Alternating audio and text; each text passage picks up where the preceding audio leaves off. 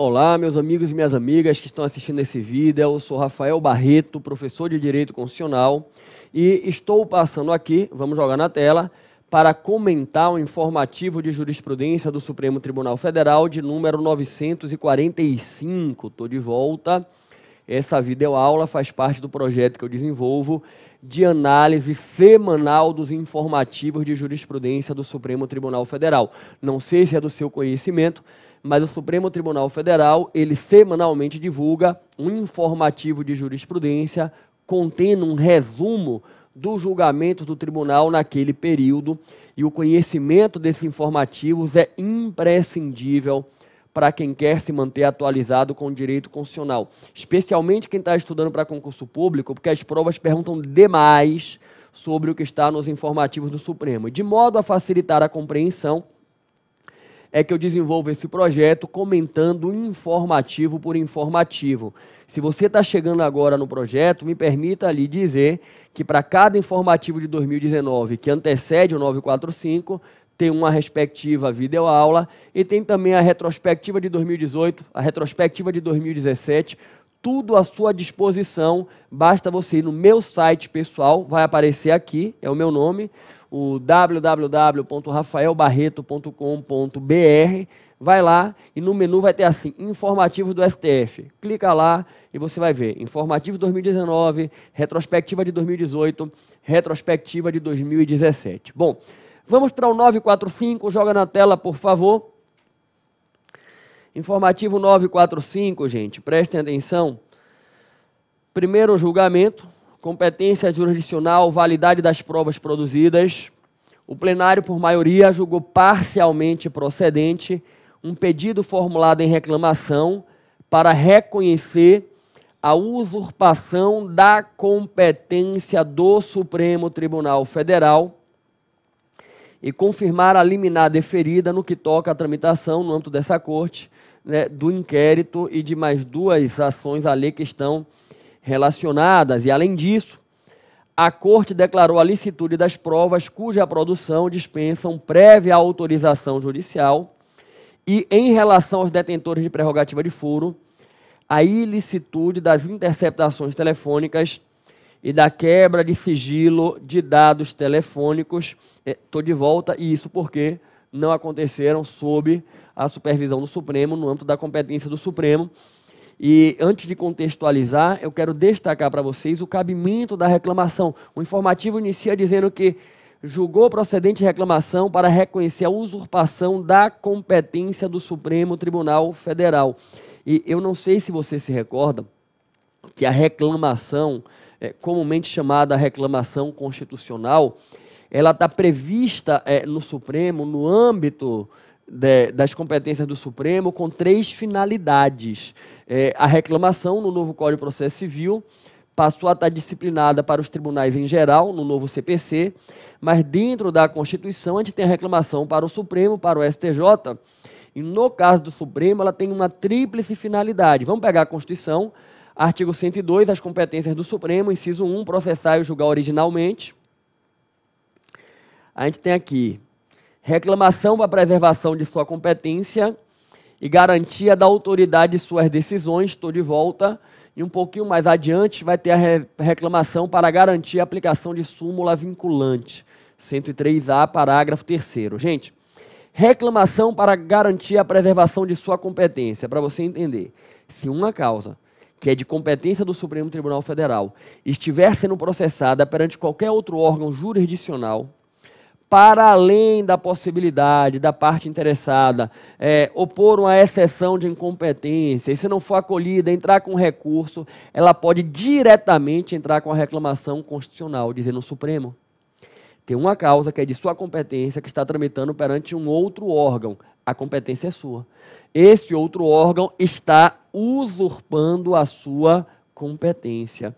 E não confunda a medida de reclamação com a chamada avocatória. Na avocatória, um órgão superior chama para si uma causa que tramita perante um órgão inferior que é competente. Ele, por ter uma competência hierárquica, já diz, já estou avocando para mim. Mas ambos têm a competência, o inferior e o superior em grau hierárquico. Aqui não. O Supremo está chamando para ele a causa que é da competência dele e não do órgão inferior.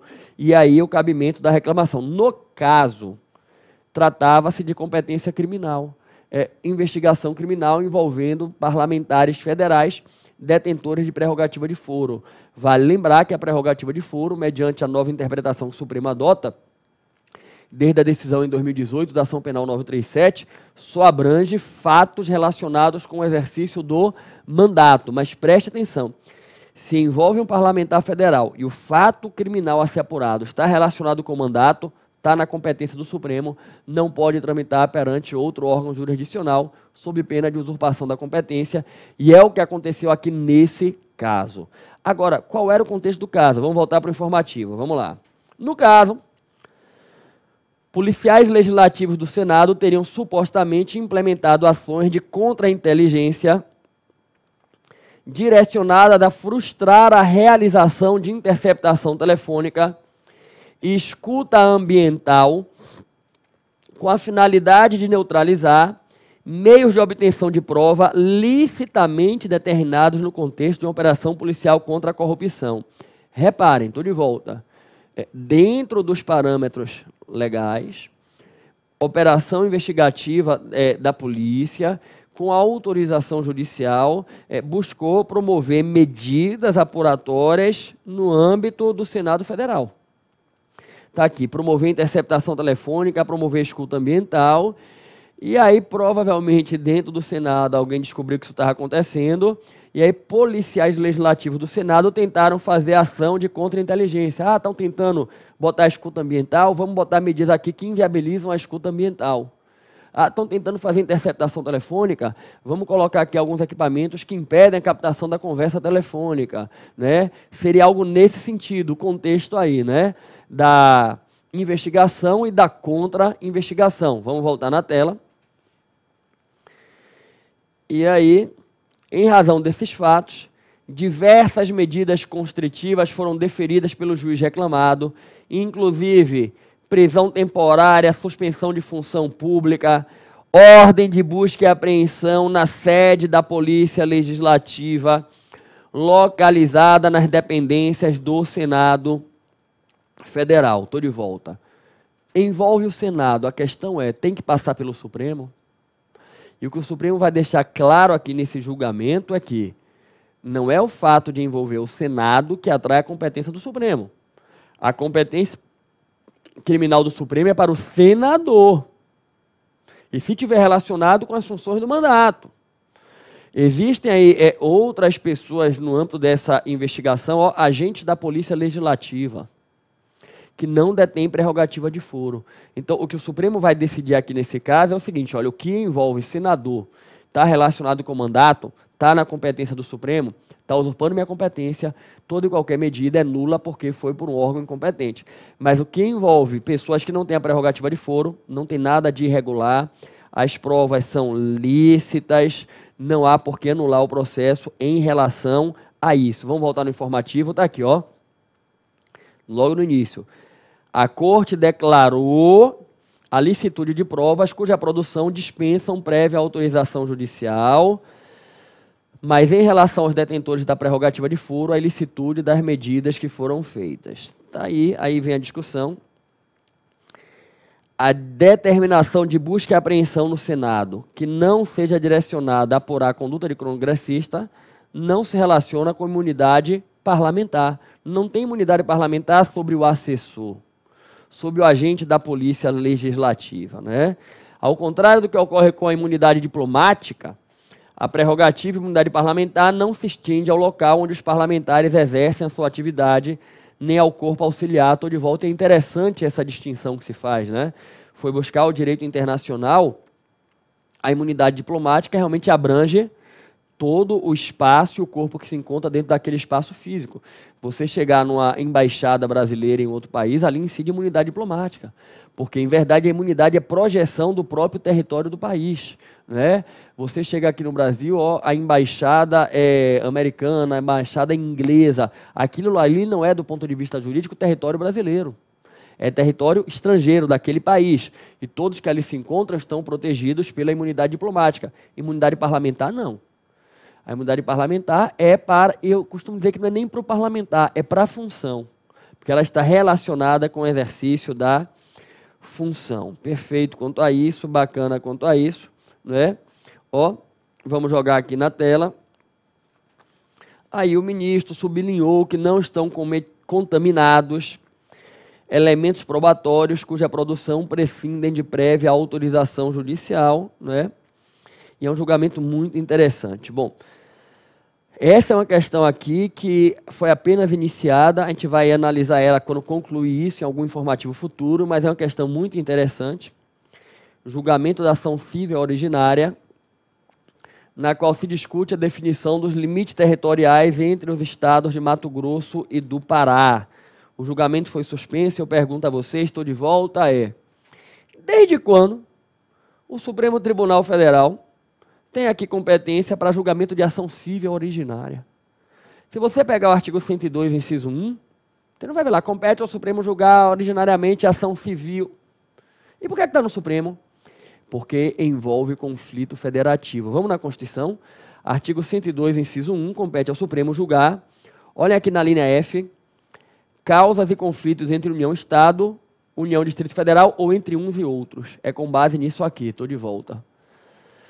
O que temos nessa causa é um conflito entre Mato Grosso e Pará, acerca dos limites territoriais entre eles. Gente, preste atenção, ó. Imagine isso aqui, Mato Grosso e Pará. Essa é a limitação territorial. Mas será que essa é a limitação territorial certa ou será que em verdade teria que ser assim? O Pará tem um pouco mais do que está sendo considerado Mato Grosso. É uma discussão que envolve os dois estados. Então há um conflito entre o Mato Grosso e o Pará. Já tivemos, certa feita, um conflito que envolvia a limitação territorial entre Roraima e a União. O famoso caso da demarcação da reserva indígena Raposa Serra do Sol. Porque as terras indígenas pertencem à União. E dentro do estado de Roraima existe a área indígena que integra a reserva indígena Raposa Serra do Sol. E quando a União fez a demarcação, disse, por exemplo, ó, tá vendo tudo isso aqui? Tudo isso aqui é Roraima, né? Só que tudo isso aqui é área indígena. É a reserva Raposa Serra do Sol. Se é área indígena, pertence à União e não a Roraima. E aí um senador de Roraima entrou com uma ação popular questionando a demarcação. Dizendo, opa, a demarcação está errada. Não era para ser isso tudo, não. Só isso aqui. Colocaram como terra indígena a área que não é indígena. E se não é indígena, não é da União. É de Roraima. É de Roraima. Porque o estado de Roraima, ele não abrange as áreas indígenas.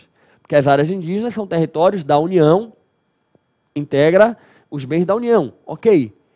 Só que aquilo que foi demarcado realmente era a área indígena, esse foi o debate. É um julgamento emblemático, Raposa Serra do Sol, e o Supremo validou a demarcação da área indígena, né? E por que foi no Supremo? Que era um conflito federativo. União, Roraima. Aqui, Mato Grosso e Pará. Vamos voltar na tela, repercussão geral. Ó. É constitucional a limitação do direito de compensação de prejuízo fiscal, do imposto de renda sobre pessoa jurídica e da base de cálculo negativa de contribuição social sobre o lucro líquido. Imagine isso aqui no máximo, gente, como uma pergunta de prova objetiva. De acordo com o entendimento do Supremo, é constitucional a limitação do direito de compensação de prejuízo fiscal do imposto de renda da pessoa jurídica e também da base de cálculo negativa da contribuição social sobre o lucro líquido. Estou de volta, né? Isso foi estabelecido mediante previsão legal e o questionamento é sobre a constitucionalidade ou não. O Supremo já tinha precedentes nesse sentido da constitucionalidade no julgamento de casos concretos e a discussão seria o seguinte, existe um direito absoluto de poder compensar prejuízos fiscais? E me parece que não, aí incide o regime jurídico que a lei estabelecer para a compensação de prejuízo. Inclusive, vamos jogar no informativo, está aqui, ó. Há julgados que apontam no sentido de não haver instituição da figura, ó. Em verdade, não há direito adquirido de poder compensar prejuízos para efeito de análise do lucro e da tributação. Estou de volta. É muito interessante que exista para a pessoa jurídica esse direito. ilimitadamente de fazer compensação. Mas a verdade é que é uma opção legal. É o legislador quem estabelece vai ou não admitir e em que termos é que ele vai admitir a compensação, ok? Não há aí um direito absoluto. Vamos voltar no informativo, joga na tela. Aqui, reclamação, tribunal do júri. Aqui eu particularmente não vejo o que destacar para vocês no mérito, gente. Estou de volta. Só na questão do cabimento da reclamação. A gente viu no início, reclamação para preservar a competência. E aqui é uma reclamação para garantir a autoridade de decisão do Supremo. Se alegava que no julgamento do caso estava havendo descumprimento de um outro entendimento que o Supremo já tinha proferido em relação àquele caso. Então estava violando a autoridade de uma decisão do Supremo e por isso a reclamação constitucional. Vamos voltar no informativo. Aqui, direito processual penal, cumprimento de pena, também não vi o que destacar aqui para vocês. Contribuição para a Seguridade Social e Imunidade, foi iniciado o julgamento, quando concluir a gente avança.